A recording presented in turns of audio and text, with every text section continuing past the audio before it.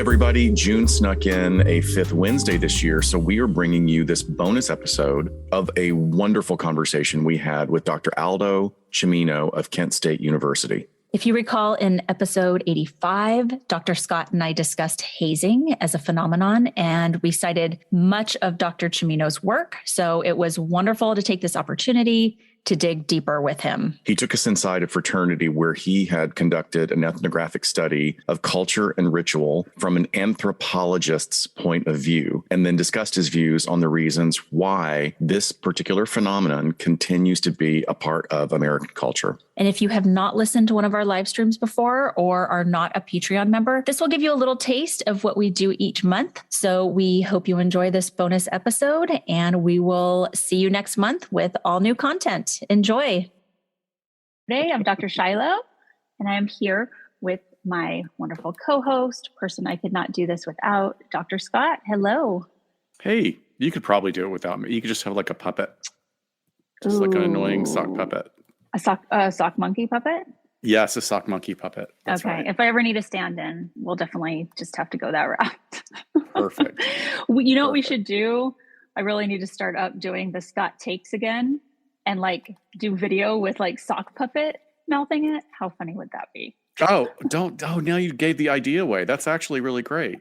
We are going to have a great conversation with Aldo Cimino. Aldo Cimino is an assistant professor, of anthropology at Kent State University. He is among the foremost experts on hazing and has conducted original experimental and ethnographic work on the phenomenon, including field work with a hazing fraternity. Cannot wait to hear more about that. But his focus is on furthering a scientific understanding of the motivation to haze and the impact of hazing on hazies. Welcome, sir. How are you? I'm good. I'm happy to be here. Can you hear me all right? Is everything fine? We can hear you just fine. Yes. All right. Good. Yeah. Yeah. So, Sicilian? Cimino? So I'm not Sicilian. Okay. My Italian heritage though is certainly firm. Sure. I actually forget though the specific very small regional location from which my Italian side descends from. I always forget the name of it. But got it. No worries. I should note though that my last name is pronounced Cimino, like Al Pacino. Got it. Cimino. Thank you for the correction. Thank you for being here. We so appreciate you reaching out after the episode aired. How did you stumble upon our little show? I was doing a Google search for something hazing related. I'm always looking for this, that, and the other thing. And I came upon that particular episode that you had done. And I was like, awesome.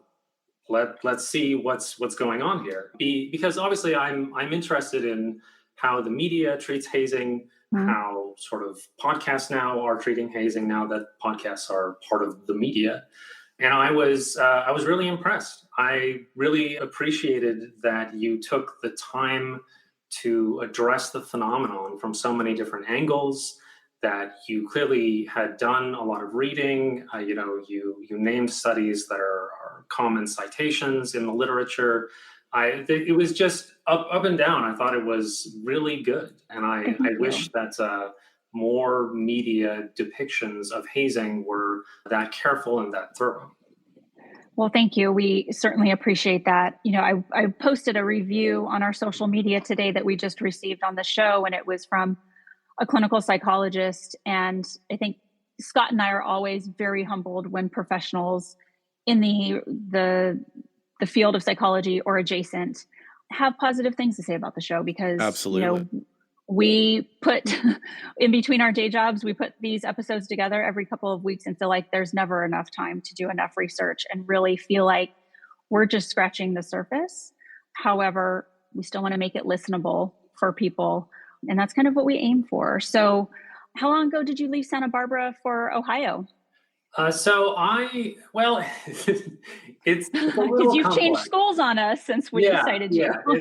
It's a little complex. I was temporarily in Seattle for a while, and then I moved from Seattle as of August.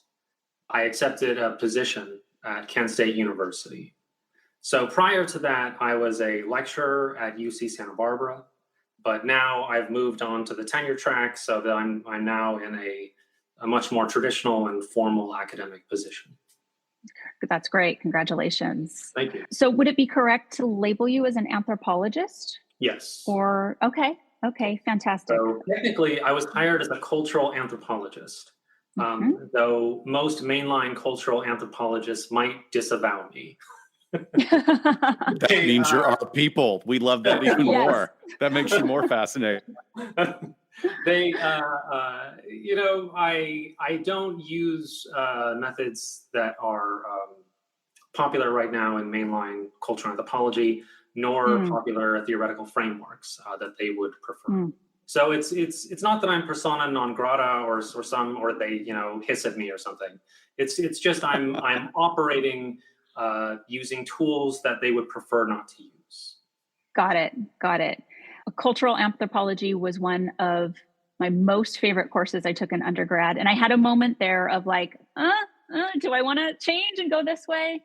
And at Cal State Fullerton, we had one of the foremost experts in forensic anthropology out of our school. And she would take us criminal justice students out to go search for dead bodies in the desert where they had found body parts like the summer before. And I just thought it was the best thing ever. And, she had a bunch of students that were super interested in stumbling upon something like that. So she had a lot of free labor, but fantastic topic and field. And we actually have a lot of people that write us saying that they're studying cultural anthropology and anthropology in general. So I think there's a lot of crossover here. Can you tell us a bit about how you came to be interested in studying hazing? Yeah, so my interest in hazing really goes all the way back to being an undergrad in college. I really wanted to, I knew at that point that I wanted to go to grad school. I knew that I wanted to be in the behavioral sciences, and I wanted to, in particular, specialize in the evolutionary behavioral sciences, like really searching for ultimate explanations for particular human behaviors. And one of the topics that I started to look into as an undergrad, because I was pursuing an honors thesis, was cognitive dissonance. And so I was trying to think, like, might there be interesting evolutionary reasons why people experience dissonance? Is this sort of a byproduct of the way that our brain works? Or is it something that is operating as designed? And can you we have some very educated listeners, but can you give a brief one-liner on cognitive dissonance for our audience? Sure. So as traditionally conceived, cognitive dissonance is the state of discomfort that occurs from holding two cognitions that are inconsistent simultaneously. And so the idea is that because holding two cognitions that are inconsistent simultaneously creates discomfort, you are motivated to modify at least one of those so that they are now consistent. So if, the classic experiment that you guys talked about with respect to hazing had to do with effort justification as cognitive dissonance, right? The idea that when you go through something, it is inconsistent with the fact that you have expended a bunch of effort to recognize that thing wasn't worth it. So I did all this stuff. It wasn't worth it. These cognitions feel inconsistent. That creates dissonance. Now you have to modify this. Maybe it was worth it. It's wonderful. I was reading about dissonance and it was interesting, but it wasn't really grabbing me. But then I came across this really famous experiment from 1959 by Aronson and Mills, which is the effect of a severe initiation on liking for a group. And this is an experiment that you talked about, I believe, in your podcast. It's very famous, and I'll just run through the basics of it. So basically, Aronson and Mills had subjects in their experiment. They told them that they were going to join a discussion group, but that in order to join this discussion group, they had to go through an initiation. And some of them were exposed to an unpleasant initiation, and some of them either had a mild initiation or no initiation at all. And the unpleasant version required people to read erotica out loud to the group that they were joining or thought that they were joining, as well as a bunch of bad words. They had to say all sorts of genitalia words, but in the worst possible way, right? So keep in mind, this is 1959, so people were a little more straight-laced, right? In terms of this being a severe initiation. And all of their subjects were women. This isn't commented on much, but I think it deserves more attention because it's a really strange aspect of their experiment. They want to talk about initiations in the world, but some of the most severe and intense initiations are done by men. Why are all of their subjects women? In any case, they did it with all women, and they had them join a group where after they go through this process, the group itself turns out to be incredibly lame, just the lamest possible group. But like Aronson and Mills talk about how they just try to make it so unbelievably boring, and like everyone in the discussion group is hemming and hawing, and no one is saying anything that makes sense, and they just like really worked hard to make it terrible. And then afterwards, they had their subjects fill out, surveys saying, "Oh, what do you think of the group members? How much do you like the group?" and so on. And it turns out that the participants who went through the unpleasant induction reported liking the group more. So Aronson and Mills said this is evidence that people justify their effort. That this is the manifestation of cognitive dissonance. They went through something that was unpleasant. They experienced the thing. They saw that it sucked, and they were motivated to justify their effort. So I read that and I was like, well, I mean, here's the problem with this experiment. In addition to like whatever sort of methodological critiques one might have, it's people don't normally join the worst possible group. So this is done to, I understand why they did it, because they want to create as large of a contrast as possible. But the problem is that if a group is really high quality, then, and you go through something challenging for it, there's not much dissonance there.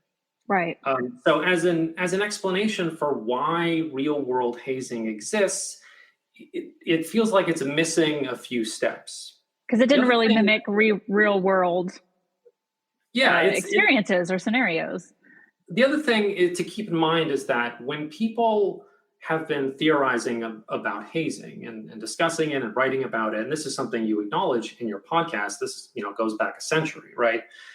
What they've mainly been focusing on are really intense hazing ordeals. Like they're not theorizing about mild annoyances that last for 5 minutes and then end. They're really interested in why are these extreme, lengthy hazing practices happening. And that's exactly what Aronson and Mills didn't do. Like, no one who is working on theories of hazing is working on a theory of mild vexatiousness. Yeah. Right. So in that sense, it's at the very bottom of hazing severity and is potentially misleading. It's like, if you wanted to study the psychological effects of being physically assaulted, you wouldn't poke people with toothpicks and then measure it, right? Like you've got an external validity problem. So that's one of the issues, and the theory itself is weird because if people are motivated to create cognitive dissonance because it has this knock-on positive effect on how people think about the group, that doesn't predict that hazing should end, really. It predicts, in fact, that hazing might be cyclical, that people might go through hazing like once a year, right? Because it's re-upping your commitment to the group and it's making you feel better. Why should hazing have this hard cutoff? So there are regular components of the way that hazing is conducted that are not directly predicted by this theory. It's just sort of like, well, sometimes people over-justify what they go through, which, while generally true in some cases, doesn't directly predict the features of hazing that we see. So I was motivated by this and other things to try to get a better understanding of hazing. And the other thing that I realized is that despite the fact that we have a century of work on hazing, much of that work is descriptive and qualitative, meaning that in terms of the science of hazing, we have maybe, a couple dozen studies at most. And if you think about a lot of other human phenomena that are of broad interest to social psychologists or sociologists, we have hundreds, if not thousands, of studies on all manner of things that are not hazing. So hazing has this tiny, tiny, tiny little trickle of studies, which means that a lot of what we think we know about hazing is not well empirically established. It's a collection of observations, intuitions, and generalizations from small studies that are themselves in question. Mm-hmm. Sure.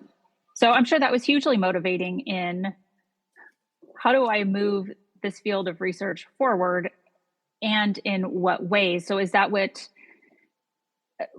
really wanted you to look at doing ethnographic studies, talking to people face to face, really getting embedded in the culture?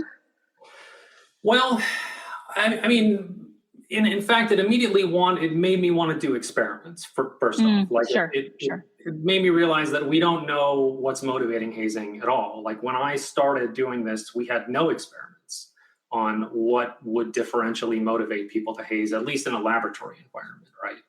And unlike, the sort of like the trying to measure the effect of these sort of puny hazing ordeals on people, at least in a vignette experiment, you can get people's intuitions about things. Like, how do I feel about newcomers, right? If I imagine that I'm in a particular group, if I'm, reading some description of a group and it says, imagine you're a member, right? Because this is how my experiments often work. You have people come in, they sit down, they read a description of a fictional group, and they're told, hey, imagine you're a member of this group, and it describes what the group does and how they operate and so on. And often I'll modify aspects of that group systematically. So one group of subjects reads about one group, or one modified group, another group reads about another aspect of it. And in both cases, subjects are asked like, hey, you can make any kind of initiation you want. Like it could be really mild, it could be really severe, but this group has decided to have an initiation. They haven't had one before. And what I find is that people who imagine themselves in high quality groups, these high prestige groups, they start creating severe initiations. They start demanding that newcomers undergo unpleasant things. So I was really interested in what can I systematically vary in people's social perception, which will increase or decrease their desire to haze. And that's what I wanted to tackle first. But I also knew that hazing practices in the real world are intensely secretive, and oftentimes the mass of information that we have about hazing is from very old ethnographies, not from modern hazing practices, which are done with a high degree of secrecy, like fraternities and sororities. And when we hear about fraternity and sorority hazing, it's usually decontextualized. So we'll hear about a particular ordeal. So in your podcast, you talked about the sorority hazing that involved, sitting on a a washing machine. Mm-hmm. Yeah, I mean, it would sort of jiggle the fat in their body, and they would circle the things that jiggle, right? Right. Now that's a description of an ordeal, but it's also decontextualized. Like, what actually led to that moment? And I wanted to understand how fraternities in particular were structuring their hazing. What did it actually look like? So I managed to, so first of all, if you want to do this work, fraternities are not going to let you watch them. No kidding, really? Yeah, what a surprise. So there were people who told me that was like, oh, you should pledge a fraternity without telling them that you're a researcher, but that is actually an ethical violation by like IRB protocols, so we can't do that. So I went around trying to talk to fraternity members to convince them that against their better judgment, they should just let me watch them do their incredibly secretive things that are potentially illegal. And needless to say, that was not received well. Like, it's such a good idea, though. They should have let you. It's for science. Come on. But I lucked out. And I lucked out in that there was a particular member of a particular fraternity that I call Alpha. It's a pseudonym, obviously, that decided that they trusted me. And there was one member of Alpha who had a little bit of exposure to me in a different context. And I think that predisposed him to think, you know what, maybe Aldo is legit. So I was able to convince them to allow me to see at least this initial part of their induction process, because they have this 10-week induction where, once you enter this induction process as a pledge, it takes maybe 8 to 10 weeks to get through it all. Mm. And what seemed to be the case is that they were going to allow me to observe the first couple weeks of this process. And in exchange, I would pay them money, like a monthly stipend. That would be a donation to their chapter. This is how anthropology always works, by the way. Like when you hear about anthropologists hanging out with some culture or subculture, it's not for free. There's always a quid pro quo. Got it. Some people living in the forest are not going to be like, yes, please, random white guy, hang out with us, right? This is really good to know. That would never have occurred to me. Just things you don't think about, but makes sense. So I'm paying them to deal with my presence, because I'm there hanging out in the corner being like, what does that mean? He just said a term I don't understand, right? So I got them to at least initially trust me, and then after a couple of weeks, they were like, all right, Aldo, you have to stop. Like, the hazing is about to kick into gear, and like things are about to get real, right? Right. And so we're gonna cut you off. And I made my case though. I was like, so, you have these pledges, you have these actives. So actives are present fraternity members versus alumni, right? Mm-hmm. But I'm actually the only one in this room that has signed a contract saying that I will never reveal who you are or what you've done in relation to that. So like, I am the most trustworthy person here, because any pledge could de-pledge at any moment and then go on Facebook and be like, oh, by the way, I'm being hazed, right? Yeah, true. Right? You had a contract. Whereas I'm contractually and ethically bound not to, because when you're an anthropologist and you do field work, your first duty is to the protection of the population that you're studying. Sure. So they were like, all right. So after that little monologue, they were like, all right, let's give this a shot. And I got to watch as things kicked into high gear. And the way that Alpha did their hazing is super interesting. So first, you need to understand like the substrate of it. Like, so what exactly was hazing for them?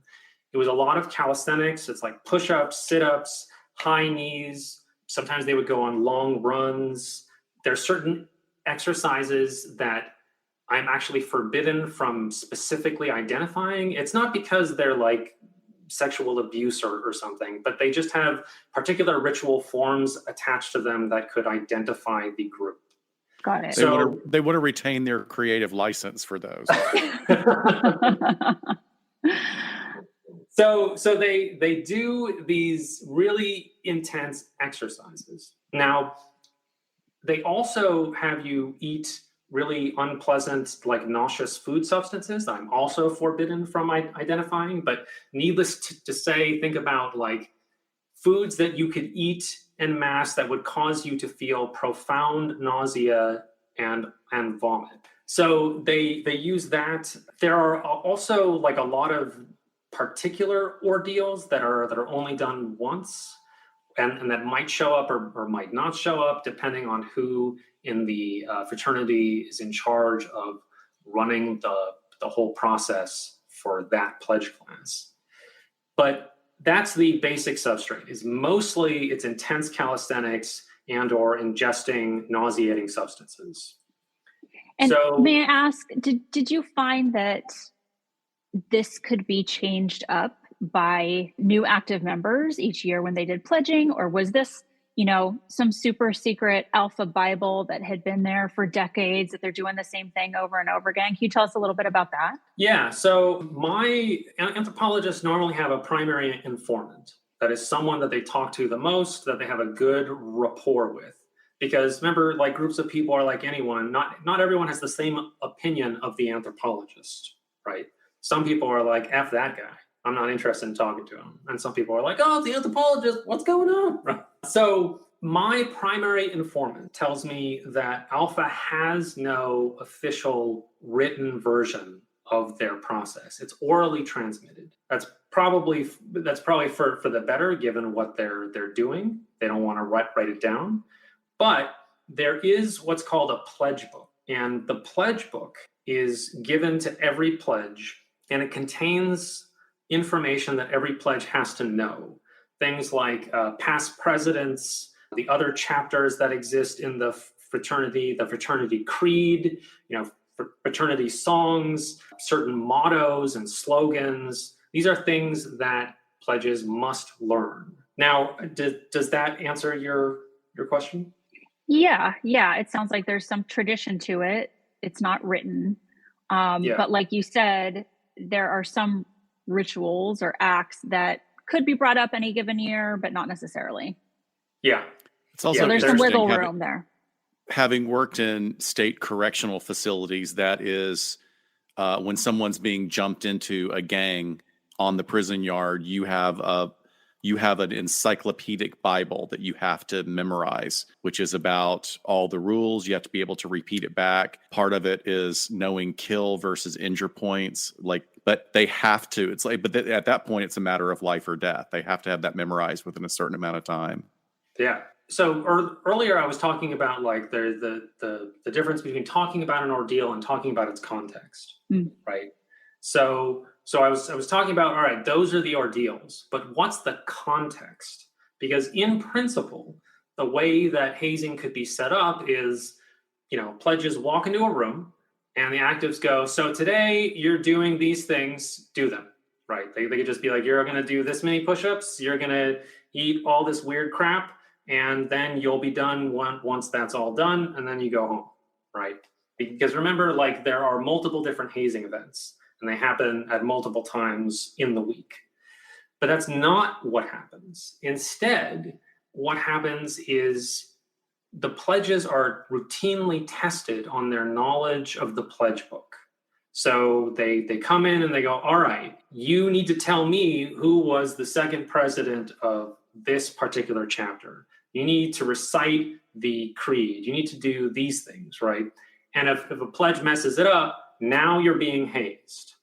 However, now you might be thinking, all right, but if they do well, wouldn't that mean they're not being hazed? Wouldn't that be an out? Like if you're really book smart, you learn your pledge book, what's the issue? Bam, you're not being hazed. Well, I wrote a paper on this. It's called Planned Failure. And what the actives do is they set it up so it's nearly impossible to succeed. So first, they have all these different standards about how you recite the answers. You have to say it loudly and clearly. You can't mispronounce any word. And depending on how far you are into the hazing process, that is how many weeks have happened, you need to address actives with honorifics like Mr. If you don't use the right honorific, then the answer is wrong. Also, you might be sleep deprived if you're a pledge. You might be in the throes of pain. You might be nauseated. So even if you know the answer to a question, it might not be quickly forthcoming. You're sort of out of sorts and you're trying to generate the answer. And they're like, come on, where's the answer? Where is it? Where is it? Where is it? And then you don't get it. And then suddenly you're being hazed more. So planned failure is the major fulcrum for hazing. It is failure that is the ordeal context. Like, it is almost everything that pledges went through it, at least in alpha, had a kind of failure framing to it. And what I was able to do is find other historical, scholarly and non-scholarly accounts of fraternity hazing, and I was able to find indications of planned failure throughout the United States. So this does not appear to be something that is just unique to Alpha. It appears to be like part of the heartbeat of fraternity inductions. Well, it makes sense that they would sort of have this very concrete mission that you think you have to do, memorizing all of this information. Yet we're going to test you and make it incredibly subjective by it's not loud enough, it wasn't said the right way, all of those things. So no matter what, there's not going to be the one guy that's doing perfect and gets to slide by. So, sounds like the police academy when I went through that. Oh man, wow, great stuff. Go ahead, please. So I studied Alpha for, maybe 22 months, like approximately a year. And that's how I generated that paper on planned failure. And I tried to be like, hey, all these descriptions that we have of fraternity hazing are somewhat non-systematic, and we need to start thinking about the context for ordeals. And hey, I think I've identified this context that can be applied across a number of different fraternity hazing processes. So it's a descriptive qualitative paper, but it's in the service of a truer foundation for scientific work on hazing. Mm-hmm. And there's one other aspect to my fieldwork. So there's one other fraternity that I convinced to let me study them. And now this fraternity I'll call Beta.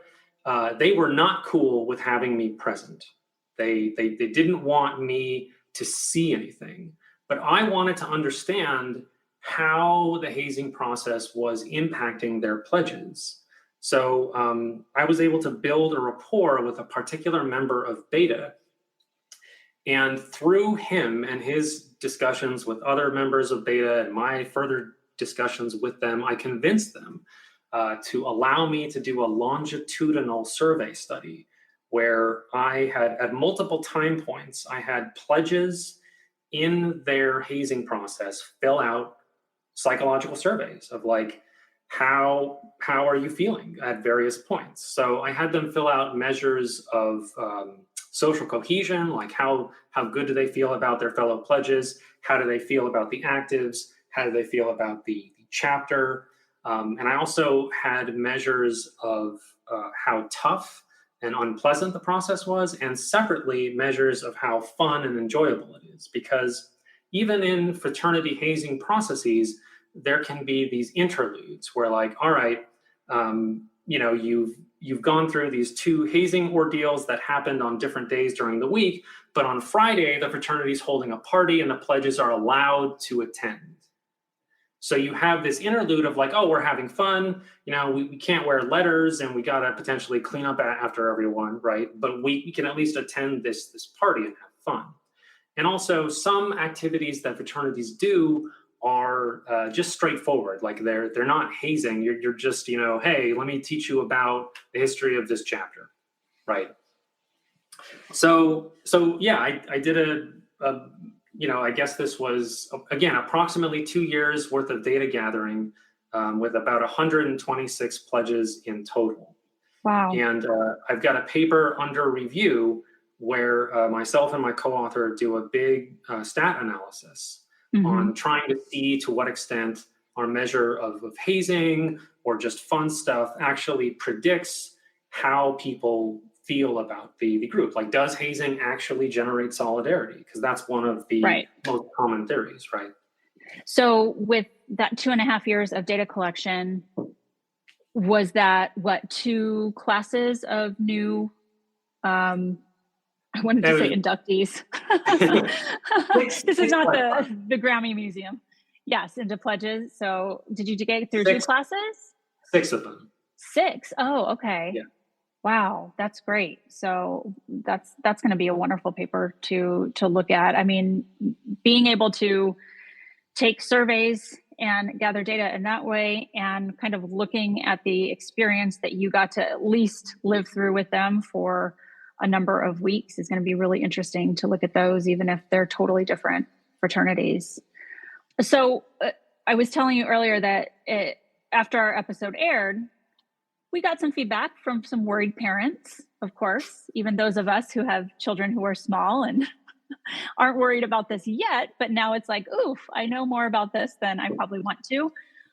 Tell me your thoughts on sort of current anti-hazing approaches, whether it's universities or sort of other entities out there. Because I know, military and some of those other groups are also trying to get into that.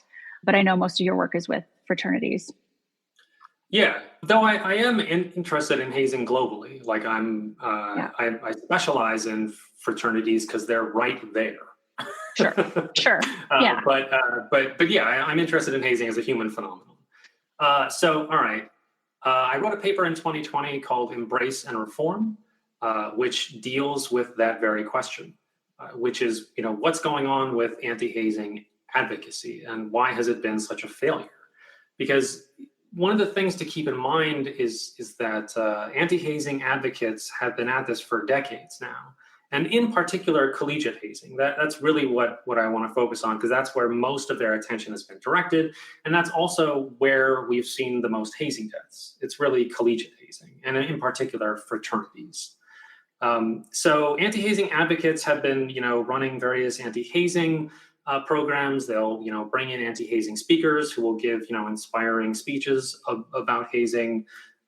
They will have various, anti-hazing week or whatever, where everyone wears pins like these hands don't haze and stuff, right? Yeah. Like they try they try all kinds of messages, and it doesn't appear to have done anything. And the reason why we think it hasn't done much of anything is because large-scale survey studies done on collegiate hazing suggest that it is incredibly common still, and still very, very common inside fraternities and sororities. I think the 2008 paper by Alan, which was mentioned in your podcast, had it at something like 75% of Greek letter members had been hazed. So, if that's success, I would hate to see failure, right? Yeah. Like this is not a sign of a healthy set of prevention programs that are working. But it hasn't seemed to have stopped and made people think like, well, maybe our abstinence only program for hazing is actually not feasible, at least at a collegiate level. I want to be careful about the way that I talk about this, because Embrace and Reform is really about fraternity and sorority hazing. And there are specific properties of these groups, because they are private social clubs, that insulate them against certain types of criticisms. So for example, if we were to talk about hazing in the workplace, which would include the military, by the way, we are talking about people that are selling their labor and trying to survive. They're not necessarily there just because they want to chill with a bunch of cool friends. Right. This is, and if we're talking about the United States in particular, they may depend on their employer for healthcare itself.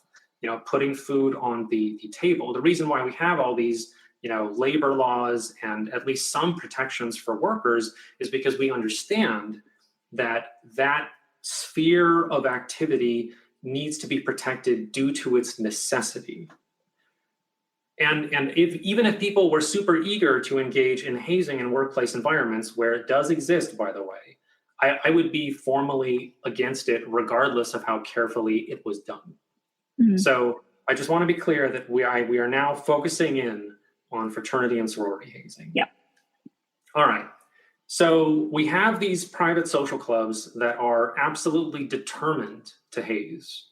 It doesn't matter if hazing's illegal, doesn't matter if it's against the university policy, doesn't matter if it's against their national organization, doesn't matter if people tell them it's evil and bad and wrong, they're going to keep doing it. So what do we do about that? Well, if we take a harm reduction approach, the same kind that has been done with things like the drug war, right? Where we try to think about like, well, all right, is there a way that people could do this that would tamp down on a lot of the issues that we're looking at? And if we think about the variety of different hazing ordeals that exist out there, they vary greatly in their safety margins. Like if you want people to do push-ups, that has really good safety margins. Like however unpleasant it is, it's not that it's impossible to kill someone with push-ups. It's just really hard unless you have extreme extenuating circumstances, right? So that's a hazing ordeal that is much safer than we're going to get you so drunk that you're on the edge of alcohol poisoning, right?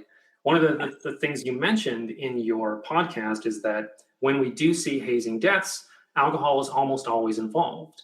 Sometimes it is the direct cause of death. They're just, pledges are made to drink so much, they just die of alcohol poisoning.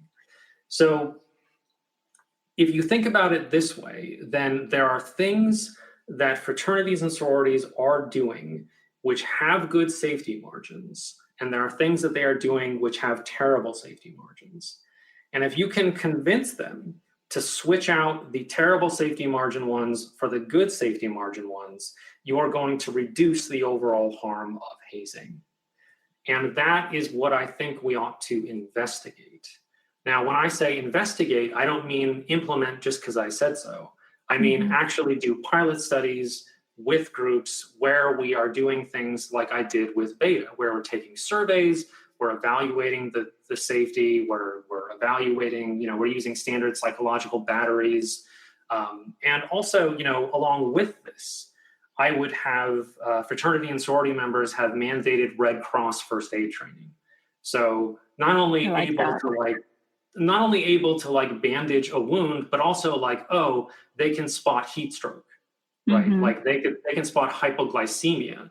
They go, because if people are going to do a lot of exercises, because that's where we have the higher safety margins, then you might have people that are getting really tired that need water. You might have people that are diabetic.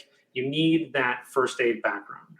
So if we get, and these organizations have plenty of money to send these people to basic first aid training.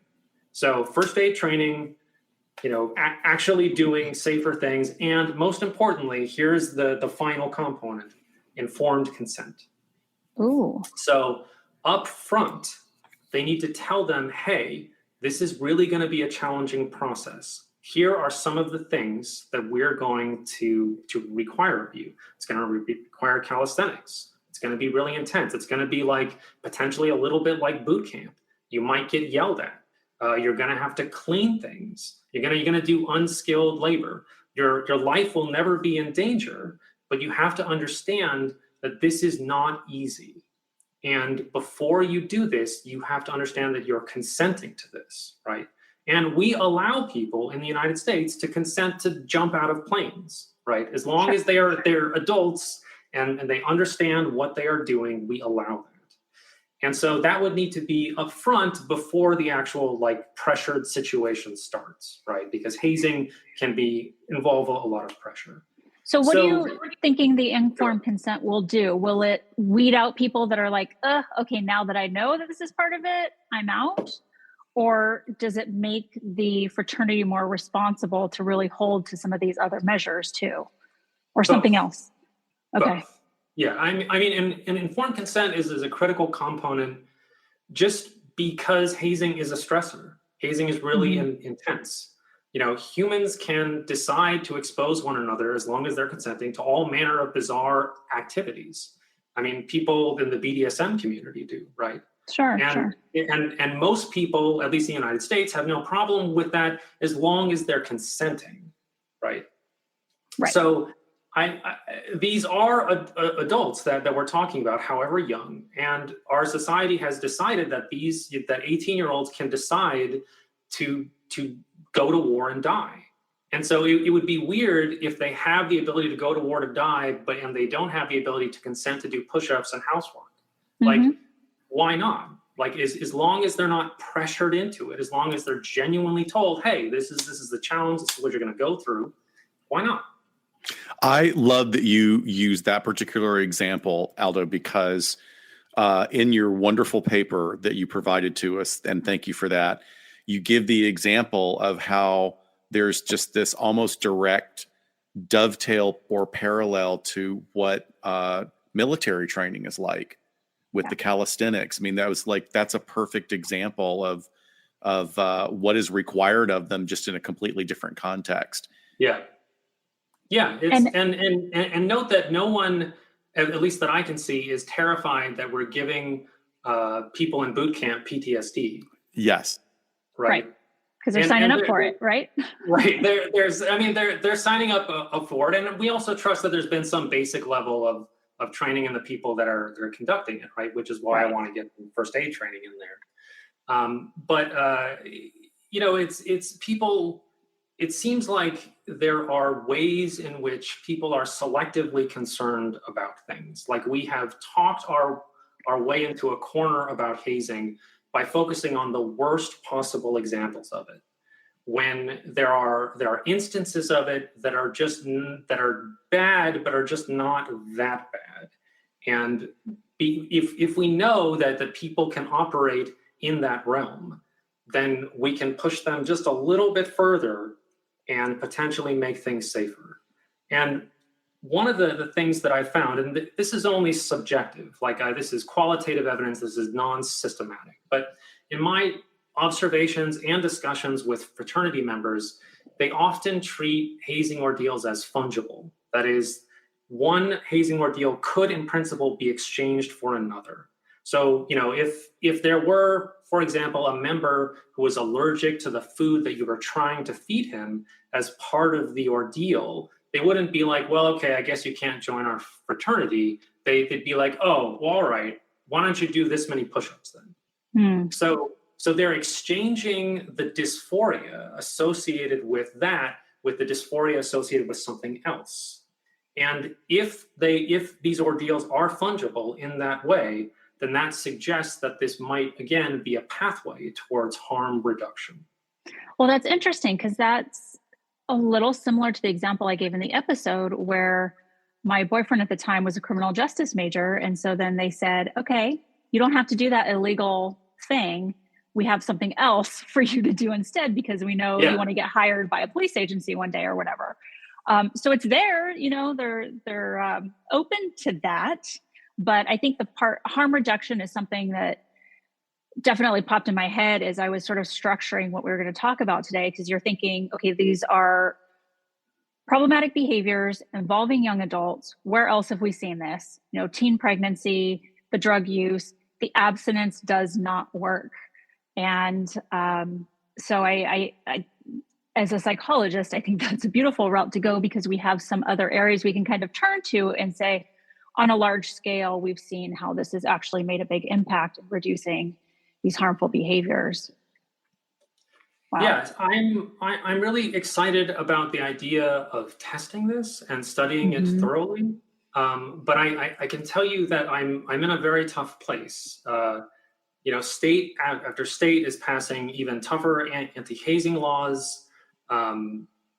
Universities have really strong policies against it. Everyone is making it not only really hard for people to investigate alternatives to just utter prohibition, but also just harder and harder to study this phenomenon. We're trying to clamp down on something we don't quite understand yet, and that's a problem unto itself. Sorry, go ahead. I was just going to say, and that's something you beautifully outline in your paper, is that attempts to repress this phenomenon only make it worse, and only make it more below the surface and harder to address and harder to educate people about. That's the whole first part of your paper that is so beautiful, about just saying that it's this. You drew an analogy to the just say no, which was an utter failure in the war on drugs, quote unquote. Yeah. You can find, I was talking about the fungibility between ordeals that are dysphoric, but when you read anti-hazing advocates talk about this, they go, oh, why don't you replace these ordeals with movie nights? Like, why don't you just go have fun? How sweet is that?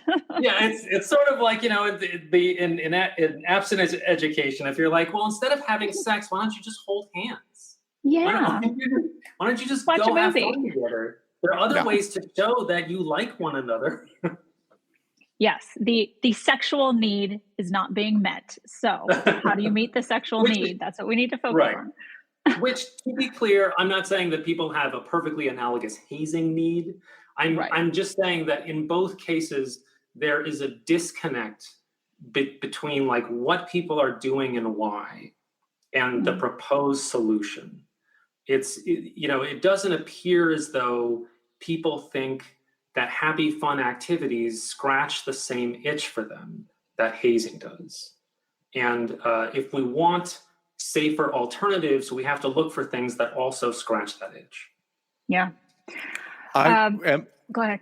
I just wanted to say also, this has been going on in the chat because we have some really interesting comments being made, that there is this concept of power differential as well among people who, yes, they are technically adults because they've hit the chronological marker, but they are very much driven by organic processes and power dynamics, power differentials. And, I went to a small liberal arts college in the South for my undergrad, and I wasn't in the Greek system, but I do remember a couple of the frats, and it was like Lord of the Flies. I mean, there were people who were in charge and no one dared cross them. And it's all I could remember, thinking was like, how is it appropriate for a 19-year-old to have so much power over someone that is just maybe 9 to 12 months younger than them? So I think there's two aspects to your comment as I see it. Like, one has to do with just the existence of power differentials itself, like the idea that there are people inside these organizations that have a sort of miniature version of authoritarian control. And then the other aspect of your comment has to do with pairing that with adolescence, broadly defined, right? Maybe the lack of judgment, or at least the decrement in judgment that we might associate with people that are not fully mature, right? I think that those concerns, especially in the context of hazing, are fully legitimate. Like, I share them.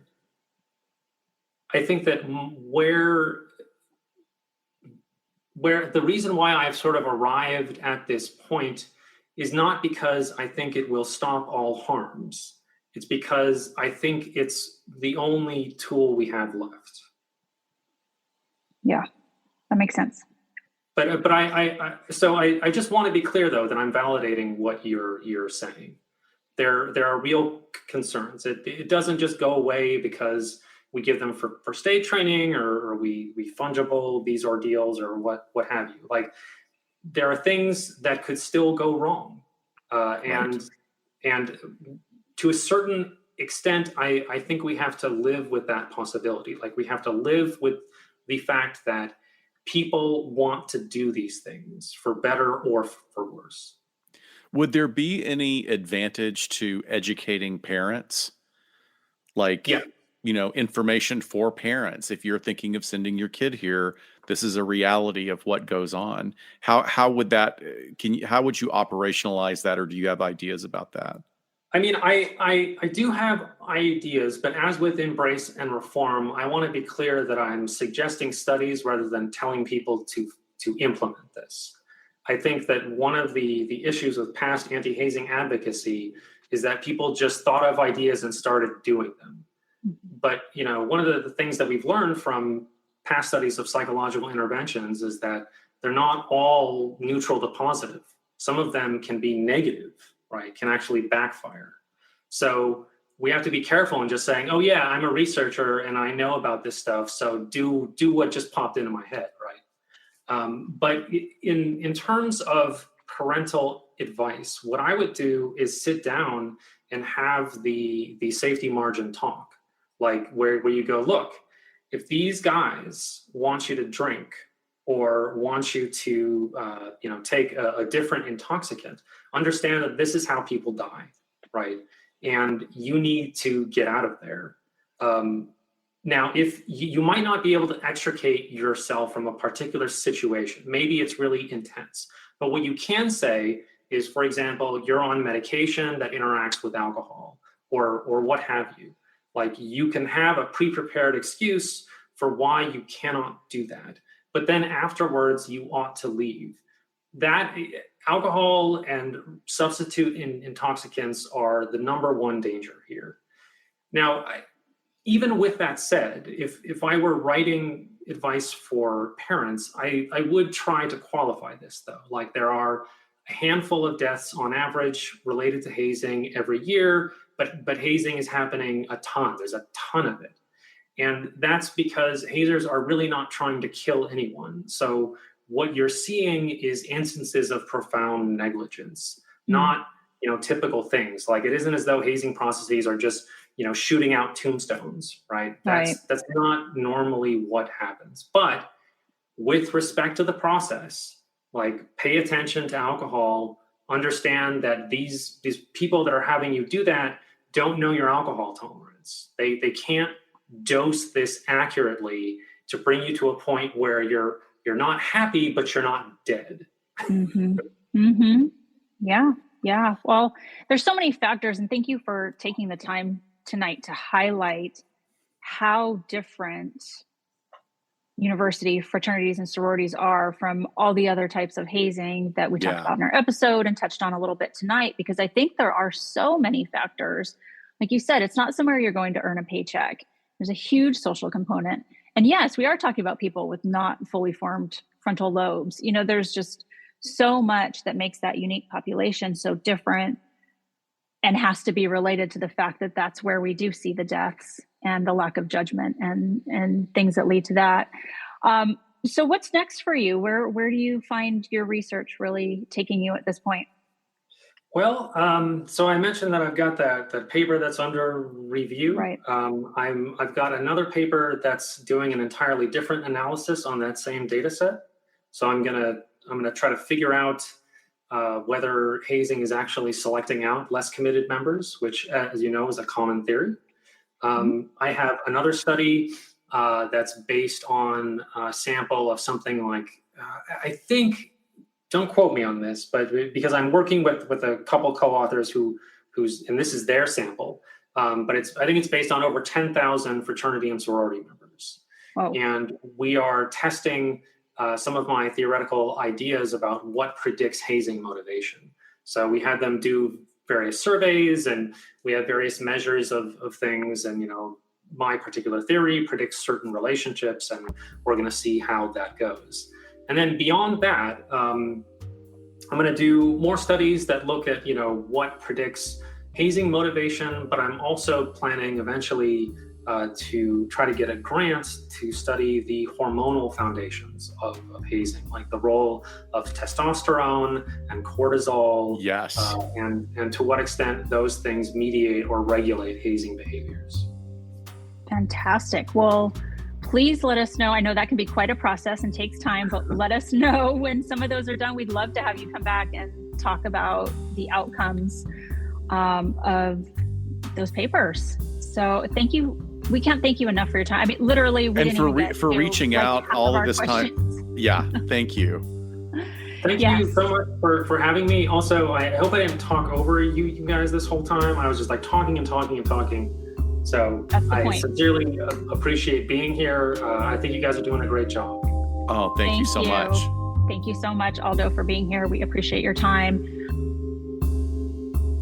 We sincerely thank you for spending some time with us today. LA Not So Confidential is part of the Crawlspace Media Network in partnership with Glassbox Media. Each episode is hosted, produced, and written by Dr. Scott and Dr. Shiloh. Our post-production editing and sweetening magic is handled by the multi-talented Jason Usry of Ear Cult Productions. The LA Not So Confidential theme entitled Cool Vibes Film Noir is composed and performed by the talented Kevin MacLeod. He graciously allows us to use his music via a Creative Commons attribution license. Please check out all of Kevin's amazing work on YouTube. All of the resources for each episode can be found on our website at la-not-so-confidential.com. You can find us on Instagram at LA Not So Podcast, on Twitter at LA Not So Pod, and on Facebook at LA Not So Confidential. Media inquiries and bookings are scheduled at alienistentertainment@gmail.com. Please join us each month on Saturdays at 4 p.m. Pacific Standard Time for a live streaming and very interactive broadcast on Get Vocal entitled Behind the Couch. Stay tuned to all of our social media for our live streaming scheduling announcements. Subscribe to LA Not So Confidential wherever you get your audio so you never miss a new episode. Lastly, we'd be honored if you joined our Patreon at patreon.com/LA Not So Podcast so you can be the first notified about upcoming live events, social gatherings, and super cool swag coming your way. Thanks for listening and join us next time on LA